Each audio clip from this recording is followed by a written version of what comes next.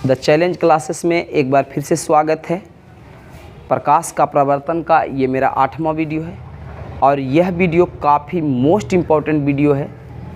जिन बच्चों को दर्पण में कोई भी कन्फ्यूजन है तो इस वीडियो को अंत तक देखें, आप दर्पण का मास्टर हो जाएंगे। दर्पण किस तरह से बनता है, कि दर्पण कितने प्रकार के होते हैं, है ना, सारा चीज़ हम यहाँ पर बताने वाले हैं। अगर आप इस वीडियो को देख लें तो यकीन करें आप अपने घर में दर्पण बना सकते हैं, आईना बना सकते हैं। तो चलिए इस वीडियो को ज़रूर देखें।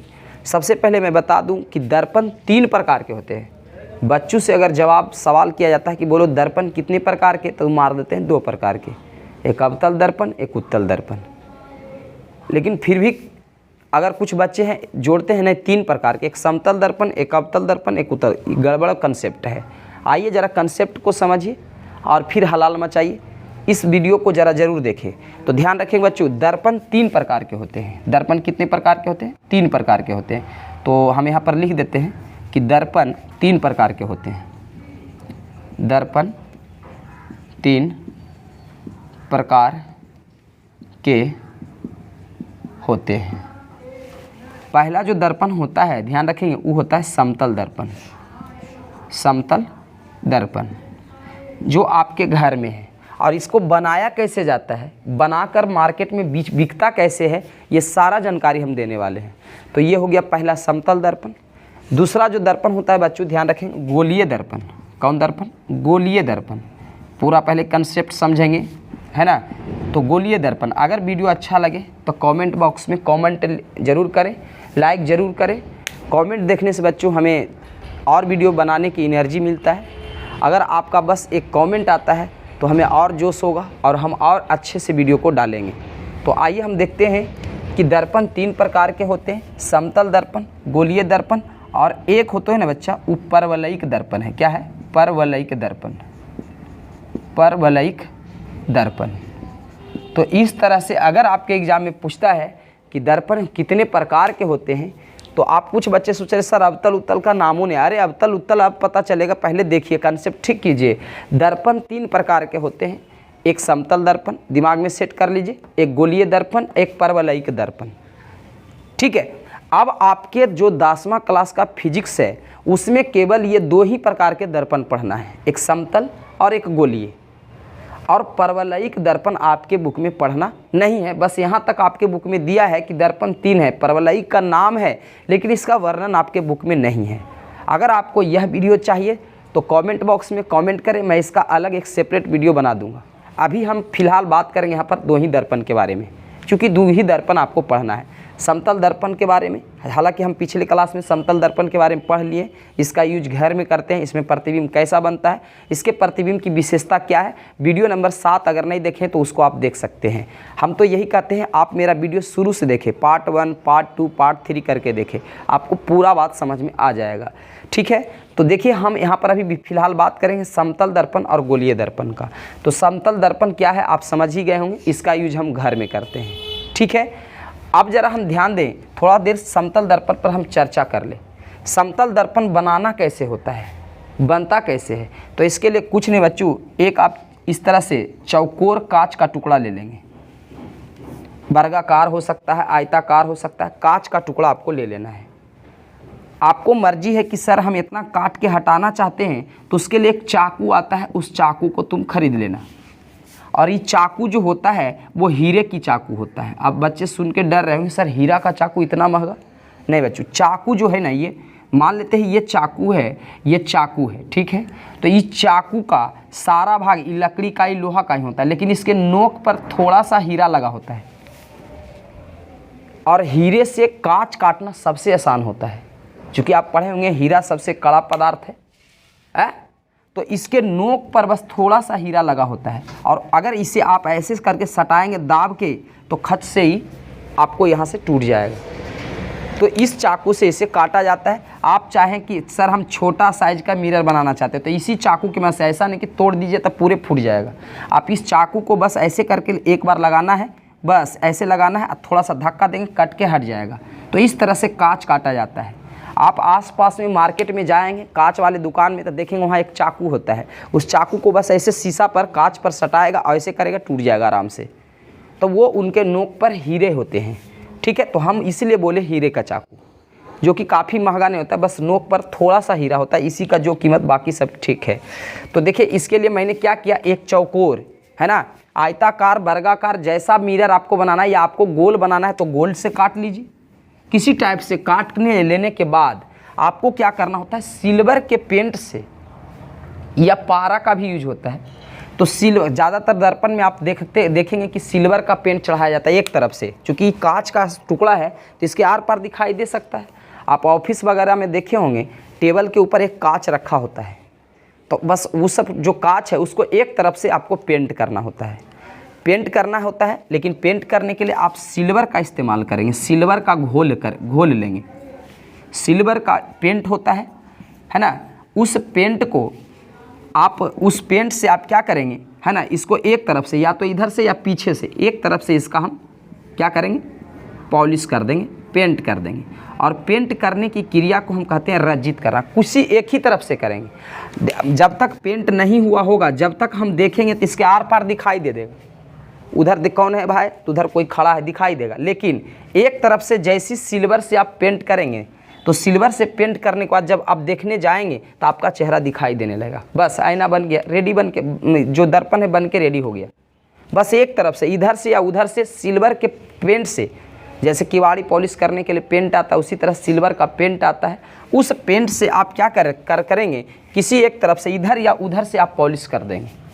बस पॉलिश जैसी कर देंगे, आप देखेंगे उधर से, मान लेते हैं पॉलिश कर लिया, इधर से चेहरा ले जाएंगे, अब आर पार दिखाई नहीं देगा, क्योंकि इधर से जो प्रकाश जाता है ना उसको पार होने नहीं देता है। इधर से चूँकि सिल्वर बहुत चमकीला होता है और चमकीला होने के कारण है ना, वो प्रकाश को रिफ्लेक्ट इधर ही वापस लौटा देता है, इसलिए हमको चेहरा दिखाई देने लगता है।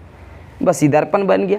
अब लोग फैशन बढ़ाने के लिए इसी के पीछे बढ़िया से कूट लगाते हैं, बढ़िया से फाइबर लगा देते हैं ताकि फूटे नहीं। और आप मार्केट में जाते कहते हैं आईना दीजिए, मिरर दीजिए, यही मिरर है।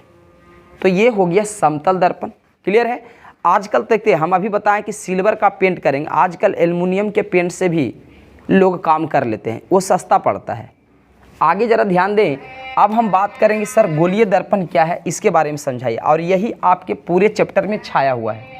गोलीय दर्पण का नॉलेज इसको नहीं होगा तो ना तो F=R/2 प्रूफ कर पाएगा, ना ही दर्पण सूत्र प्रूफ करेगा। और दर्पण का जो सूत्र होता है वो गोलीय दर्पण का ही सूत्र होता है, 1/V + 1/U = 1/F। ये गोलीय दर्पण का ही सूत्र है। और गोलीय दर्पण दो प्रकार के होते हैं, एक अवतल दर्पण, एक उत्तल दर्पण, ध्यान रखेंगे। अब आइए इसको भी हम बनाने का तरीका बताते हैं। पहले हम बता दें कि गोलीय दर्पण, अब एग्जाम में अलग एक सवाल बनेगा कि बोलिए गोलीय दर्पण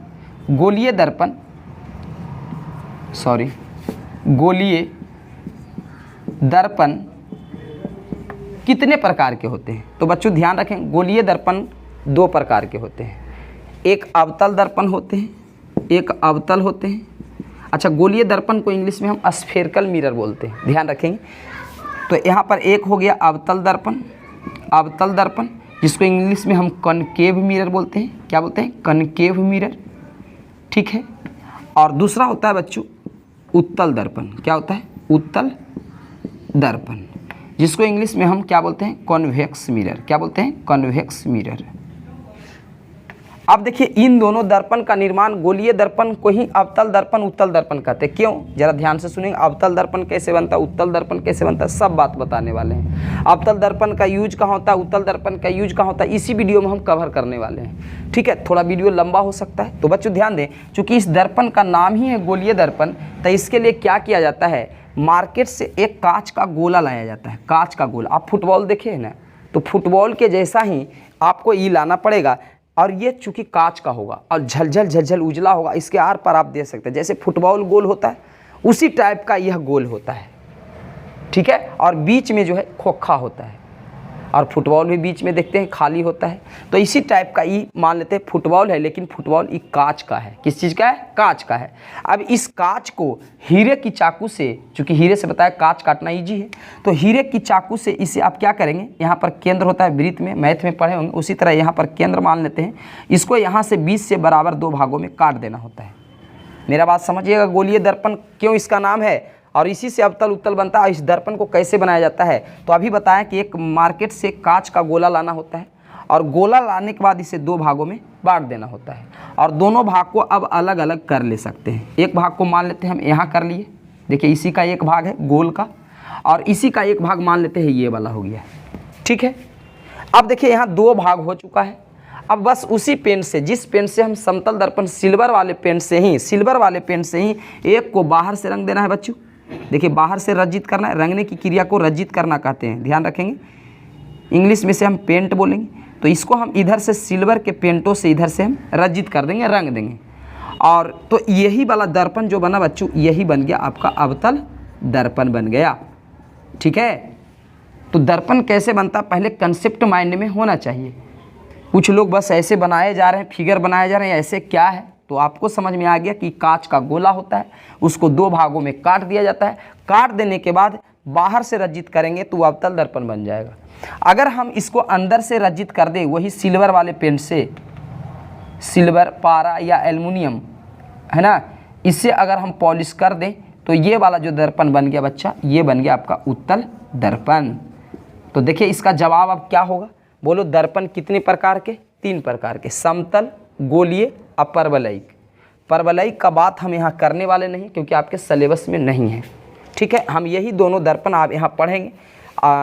उसके बाद अगर आपके एग्जाम में पूछा जाए कि गोलीय दर्पण कितने प्रकार के होते हैं, तो गोलीय दर्पण 2 प्रकार के होते हैं, क्योंकि मैंने कांच के गोलों को 2 भागों में बांटा और दोनों भागों को, एक को बाहर से रंगते हैं तो ये अवतल दर्पण कहलाता है, और एक को अंदर से रंगते हैं तो यही उत्तल दर्पण कहलाता है, ठीक है।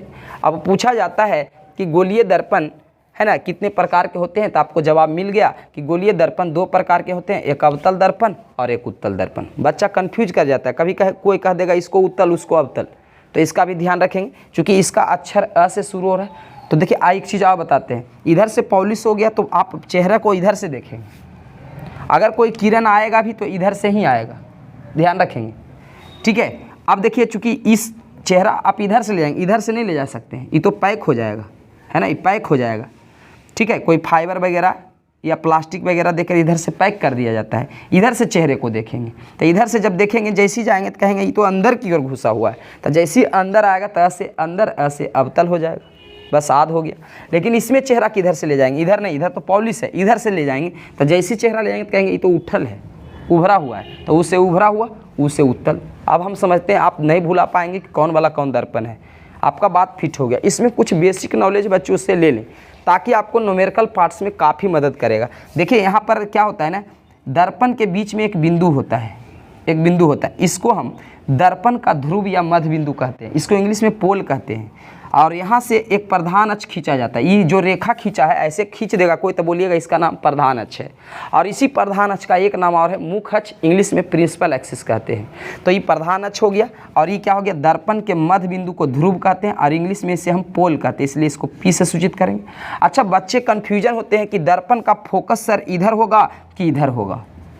हम बहुत बच्चे को देखें, एग्ज़ाम देने का टाइम आ गया है, कल एग्ज़ाम है 10वां क्लास का, और उसको मैंने पूछा कि बच्चों इसका फोकस इधर होगा कि इधर होगा, बच्चे कन्फ्यूजन में पड़ गए। अब सोचिए कल उसका एग्ज़ाम है, तो बच्चों हमेशा ध्यान रखें, नो कन्फ्यूजन, जिधर दर्पण झुक गया उधर फोकस होगा। अब बताओ ये दर्पण किधर झुका हुआ है, दर्पण देखिए इस ओर झुका हुआ है, ऐसे झुका हुआ है, तो फोकस इधर होगा, चाहे कोई दर्पण हो जाए, जिधर झुका उधर फोकस होगा। तो इधर गलत है, इधर फोकस होगा, इधर ही वक्रता केंद्र होगा।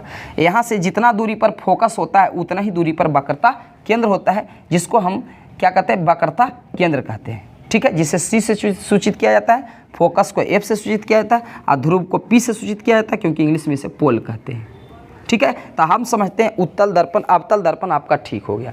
अब जरा जान ले इसके बारे में कि सर इसका यूज कहाँ होता है अवतल दर्पण का। तो ध्यान रखना बच्चा, अवतल दर्पण का यूज कहाँ कहाँ होता है हम यहाँ पर लिख देते हैं, ये भी आपके बुक में है लेकिन यहीं पर आपका कवर हो जाएगा। तो अवतल दर्पण का प्रयोग सबसे पहले सोलर कुकर में किया जाता है, ध्यान रखना, वेरी वेरी इंपॉर्टेंट, आपके एग्जाम में आएगा।